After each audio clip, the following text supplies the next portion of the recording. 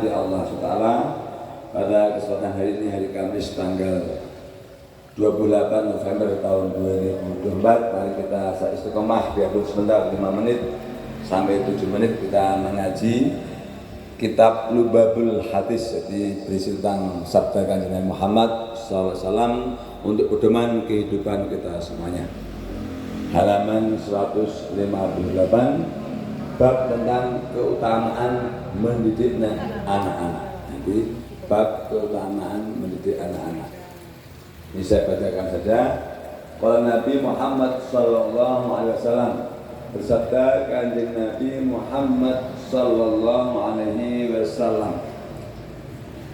mana hala walidun waladahu, tidak ada yang lebih baik walidun seorang orang tua waladahu kepada anak-anaknya, afdal yang lebih utama min adabi hasan, kecuali adab yang baik.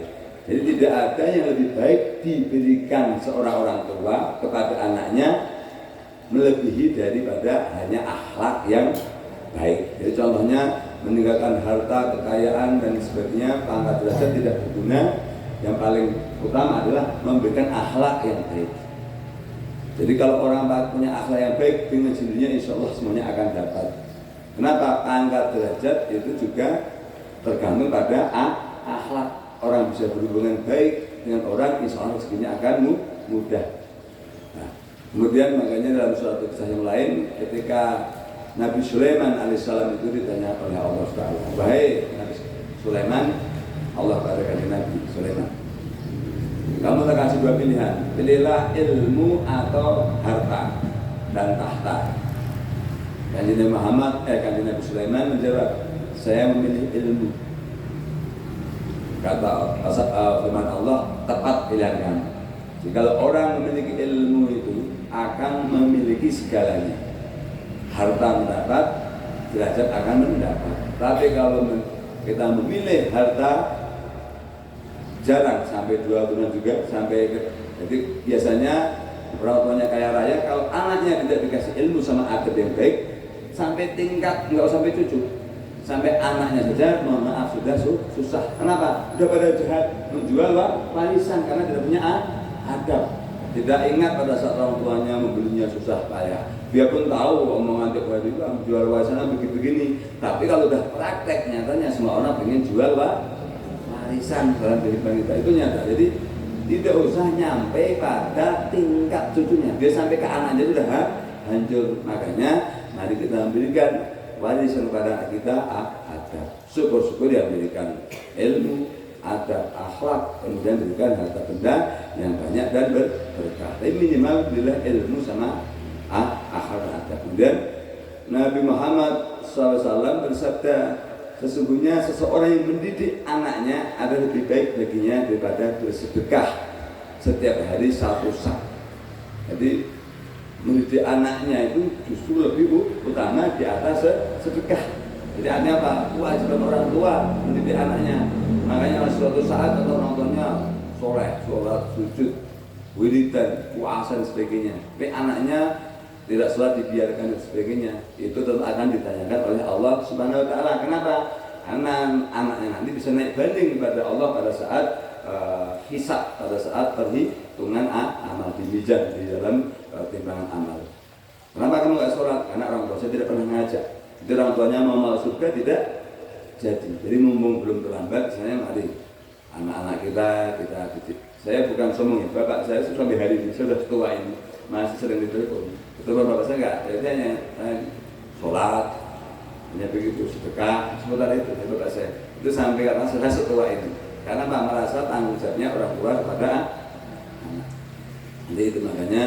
Dan berikutnya Nabi Muhammad SAW bersabda, muliakanlah anak-anak kamu semua dan hendaklah kamu semua memperbaiki budi pekerti mereka. Tapi memuliakan anak juga penting. Kalau kita mampu jangan boleh kepada anak.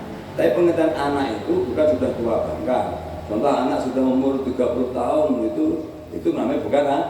Pengertian anak itu masih dalam belum akil. Jadi belum sampai balik itu dengan pengertian anak. Jadi memuliakan anak itu bukan berarti tua kita muliakan terus, namanya tidak mendidik. Sudah umur 30, 35 masih nyusul ke orang tua, itu tidak mendidik. Jadi artinya memuliakan anak itu pengertiannya ya, nama juga anak. Kalau udah umur di atas 20 itu apa anak, kan bukan anak-anak, namanya orang dewasa. Jadi tidak akan mendidik, tidak mencerdaskan. Kemudian Nabi bersabda, barang siapa menghendaki untuk merendahkan orang yang dengki kepadanya, maka hendaklah mendidik anaknya. Ini masuk akal sekali. Jadi kalau kita dihina sama orang lain, maka harapan kita hanya anak kita didik dengan baik, nanti otomatis akan mengangkat derajat kita. Makanya kalau di Jawa, anak pola bobo keperada. Jadi apapun yang dilakukan anak itu orang tuanya akan kena. Jadi kalau anaknya kurang ajar, jadi bajingan dan sebagainya, bapaknya jelek. Tapi anaknya sudah baik, budi pekertinya baik, berhasil, bapaknya juga akan ikut terhormat. Itulah kalau pepatah Jawa itu, anak pola bobo keperada. Itu nyata. Kemudian Nabi Muhammad SAW bersabda, melihat muka anak-anak dengan mensyukuri adalah seperti melihat muka nabinya. Jadi kalau melihat muka anak itu dengan rasa kasih sayang dan rasa syukur kita kepada Allah, seperti kita melihat muka Nabi Muhammad. Itu saya baru tahu ini, tapi saya sering ke anak saya ke kamar gitu kan. Saya kalau habis maghrib saat saya duduk sholat, saya jadi sholat gitu. Saya kalau masuk gitu, kamar ganteng-ganteng amat seperti Nabi Muhammad. Saking senangnya saya, dia mau sholat. Kalau masalah ganteng sebagainya itu kan dalam artian itu kan karunia dari Allah SWT. Tapi dia mau sholat, mau tertib, itu kan kita menjadi bersyukur. Nah, makanya kan pendidikan anak itu wajib sholat itu ketika umur 7 tahun. Itu kalau sudah tidak, kita wajib meringatkan, bukan wajib. Jadi anak itu sudah disuruh sholat. Tapi kalau sudah 10 tahun itu harus dipukul, tapi tidak boleh memukul muka. Artinya harus keras ketika anak sudah 10 tahun tidak sholat itu. Makanya sebelum 7 tahun Damar, alhamdulillah insya Allah saya didik sholat. Nanti ketika 7 tahun saatnya dia harus sholat, dia sudah bisa sholat sendiri. Jadi artinya Bapak Ibu semuanya, kalau punya anak umurnya 5 tahun, 6 tahun, mulai dilatih, kenalkan dengan sholat, dengan wudhu yang benar bagaimana, dengan sholat yang benar bagaimana, dan nanti insya Allah ketika 7 tahun dia sudah menjadi manfaat. Jadi demikian, semoga insya Allah akan bermanfaat, karena ini semua sabda kanjeng Nabi. Jadi semua sabda kanjeng Nabi itu tidak ada yang mudorot, pasti bermanfaat kebaikannya untuk kita semuanya. Terima kasih. Billahi hidayah. Wassalamualaikum warahmatullahi wabarakatuh.